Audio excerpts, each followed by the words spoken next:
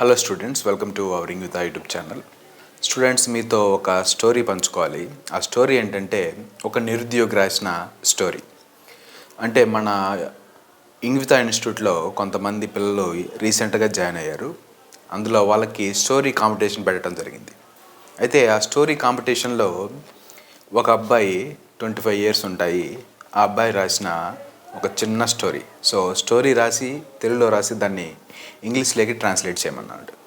ఆ స్టోరీ వినగానే నా కళ్ళు చెమరించాయి. ఆ స్టోరీ ఏంటంటే అతను ఇలా రాశాడు. నేను ఒక నిరుద్యోగిని. నేను కూడా మీలాగే ప్రతిరోజు న్యూస్ పేపర్ Naukri.comలో టీవీ అడ్వర్టైజ్మెంట్స్లో ఉద్యోగ వివరాల కోసం రోజు ఎదురు చూస్తూ ఉంటాను. ఏదైనా జాబ్ నోటిఫికేషన్ విడుదల అయితే అప్లై చేసుకుంటాను. దాదాపుగా ఒక 3 సంవత్సరాల నుండి జాబ్ అప్లికేషన్ వివిధ కంపెనీలకు దరఖాస్తు చేస్తూ ఉన్నాను. కానీ 3 సంవత్సరాల నుండి ప్రయత్నించిన నాకు ఎలాంటి జాబు లభించలేదు. నాలో నిరుత్సాహం, నిస్సహాయత పెరిగిపోయాయి. అయినా ఇప్పటికీ నా మీద నమ్మకం ఏమాత్రం తగ్గలేదు. ఎందుకంటే వ్యాపారం చేయటానికి, పెట్టుబడి పెట్టడానికి నా దగ్గర కానీ మా నాన్నగారి దగ్గర కానీ చిల్లి గవ్వ కూడా లేవు. మా కుటుంబం గడవటానికే చాలా కష్టంగా ఉంటుంది. మా నాన్నగారు పెద్దగా చదువుకోలేదు. మా అమ్మగారికి ఇంట్లో ఉన్న పనులతోనే సరిపోతుంది.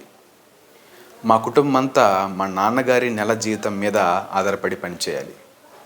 ఎన్ని కష్టాలు వచ్చినా మా నాన్నగారు, మా అమ్మగారు నాకు, మా తమ్ముడికి చాలా బాగా చదువు చెప్పించారు. మీలాగే కాలేజీకి, స్కూల్కి నేను వెళ్ళాను. మీలాగే నాకు మంచి మార్క్స్ వచ్చాయి. కానీ ఇప్పటికీ ఒక్క ముక్క కూడా ఇంగ్లీష్లో మాట్లాడలేకపోతున్నాను.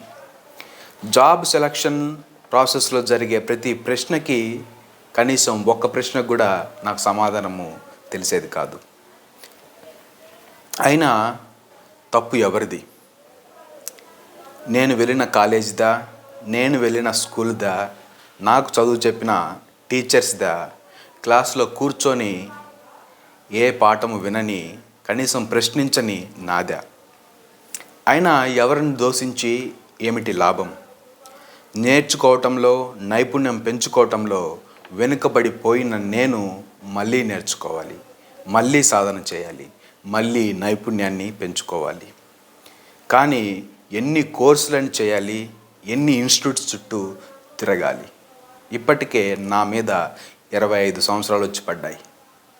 నాన్నకు తోడుగా ఉండాలి, తమ్ముడి చదువులో నా వంతు సహాయం చేయాలి, అమ్మకి నాకు జాబు వస్తుందో లేదో అనే భయం పోగొట్టాలి.